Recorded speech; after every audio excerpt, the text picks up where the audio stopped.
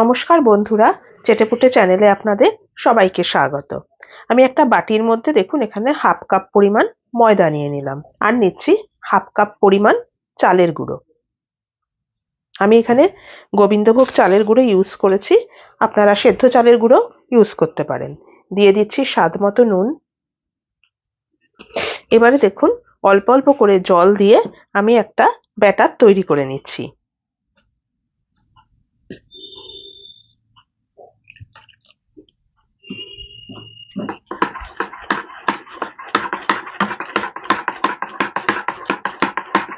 একটা smooth batter তৈরি হবে।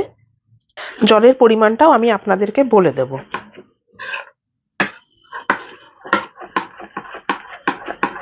দেখুন এরকম ঘনত্বের একটা ব্যাটার আমি রেডি করে নিলাম। খুব ভালো করে মেশাতে হবে যাতে কোনো রকম দানা গুটলি এরকম না থাকে। এবার আপনাদেরকে আমি বলছি, হাফ কাপ ময়দা আর হাফ কাপ চালের গুঁড়োর জন্য যে কাপটা মেপে আমি এই গুঁড়োগুলো নিয়েছিলাম, এই কাপটার মোটামুটি 2 কাপ ভর্তি, আর 3 কাপের থেকে সামান্য একটু কম, মানে 1 কর মতো কম জল আমার এখানে লেগেছে। খুব সহজ একটা রেসিপি, খুব তাড়াতাড়ি হয়ে যায়, কোনো রকম ঝঞ্ঝাট ছাড়াই, অথচ খুবই টেস্টি। বাচ্চাদের তো ভীষণই প্রিয়। এটা বানিয়ে কিন্তু আপনারা অবশ্যই ওদের টিফিনে দিতে পারেন, দেখবেন টিফিন বক্স কিন্তু ফাঁকা হবেই। চলুন এবারে আমি এটাকে তৈরি করি। দেখুন আমি হিটে একটা কড়াই বসিয়ে নিয়েছি। এবার এখানে আমি একটুখানি ঘি ব্রাশ করে নিচ্ছি। আমি ঘি ব্রাশ করছি, আপনারা চাইলে সাদা তেলও ব্রাশ করে নিতে পারেন। ফ্লেমটা আমার কমানো আছে একদম, তা নাহলে ঘিটা পুড়ে যাবে। এবারে যে ব্যাটারটা আমি রেডি করেছিলাম সেই ব্যাটারের থেকে 1 হাতা আমি এখানে দিয়ে দিচ্ছি।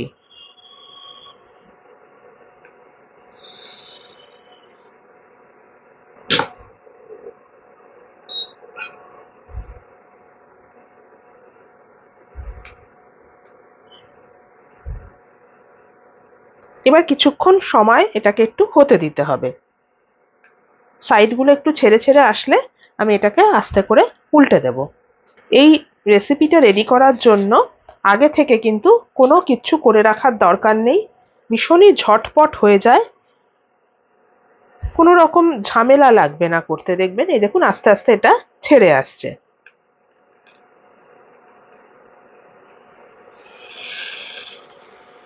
আর এটা অবশ্যই কিন্তু ননস্টিকেই করার চেষ্টা করবেন।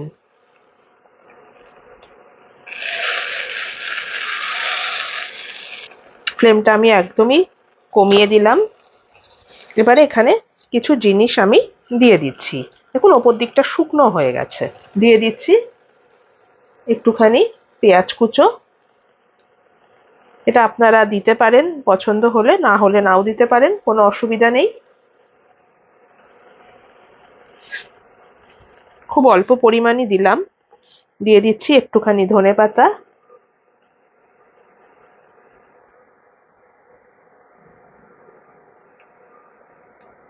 সামান্য একটু দিয়ে দিচ্ছি চিলি ফ্লেক্স, সামান্য একটুখানি চিলি ফ্লেক্স আমি দিলাম। এর পরিবর্তে আপনারা কাঁচা লঙ্কাও দিতে পারেন। একটুখানি আলু দিচ্ছি আমি গ্রেট করে।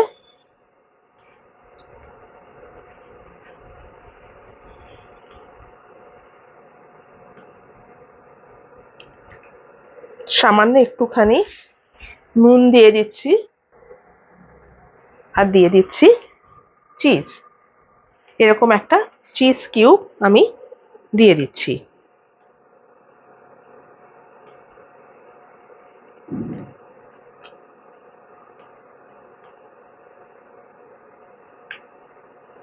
ব্যাস এটা আমার হয়ে গেছে। এবারে আমি আস্তে করে এটাকে উল্টে দিচ্ছি।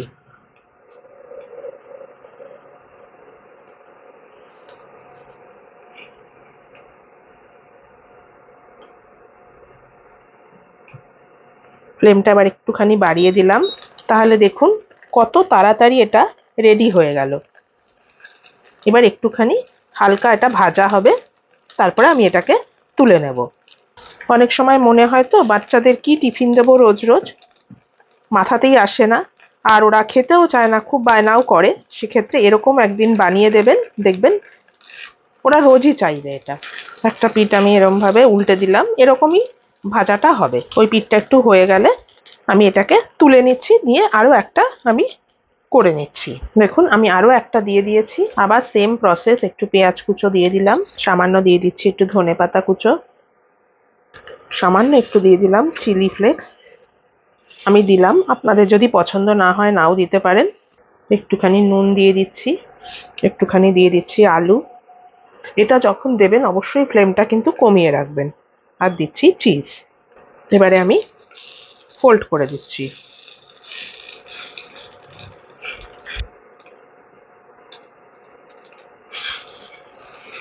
দেখুন উল্টে নিলাম, এটা হয়ে যাবে। যা কড়াইটা গরম আছে, আমি ফ্লেমটা অফ করে দিলাম। চলুন এবার এটাকে আমি কড়াই থেকে নামিয়ে আপনাদেরকে সার্ভ করে দেখাচ্ছি। দেখুন বন্ধুরা, তাহলে রেডি হয়ে গেল আমার আজকের এই সুন্দর টিফিন বক্স রেসিপি। আপনারা অবশ্যই কিন্তু এটা বানাবেন, বাচ্চাদেরকে টিফিনে দেবেন, দেখবেন সত্যি ওরা খুব আনন্দ করে খাবে আর রোজই আপনার কাছে এটা বানানোর জন্য বায়না করবে। দেখবেন আমার এই রেসিপিটা যদি আপনাদের পছন্দ হয়ে থাকে, তাহলে প্লিজ আমার চ্যানেলটিকে সাবস্ক্রাইব করে আর একটা লাইক করে আমার পাশে থাকবেন। আর যদি ফেসবুক থেকে দেখেন, অবশ্যই আমার চ্যানেলটিকে কিন্তু ফলো করে নেবেন। আজ তাহলে চলি, আবার চলে আসবো অন্যদিন নতুন কোনো রেসিপি নিয়ে। সুস্থ থাকবেন, ভালো থাকবেন, নমস্কার।